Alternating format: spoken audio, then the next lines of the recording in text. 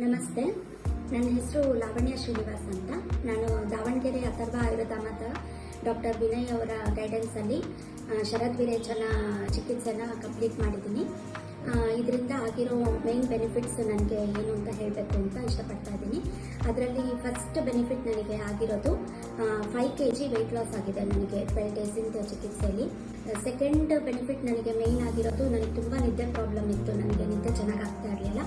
ಇವಾಗ ಅಲಾರಾಮ್ ಹೊಡಿಯೋಕ್ಕೆ ಮುಂಚೆನೇ ನನಗೆ ಎಚ್ಚರ ಆಗುತ್ತೆ, ಅದು ವಿತ್ ಕಂಪ್ಲೀಟ್ ನಿದ್ದೆ ತುಂಬ ಚೆನ್ನಾಗಾಗಿ ಅಲಾರಾಮ್ ಹೊಡಿಯೋಕ್ಕೆ ಮುಂಚೆ ಎಚ್ಚರ ಆಗುತ್ತೆ. ಫುಲ್ ಫ್ರೆಶ್ ಆಗಿ ಎಚ್ಚರ ಆಗುತ್ತೆ, ನಿದ್ದೆ ಚೆನ್ನಾಗಿ ಆಗ್ತಾ ಇದೆ.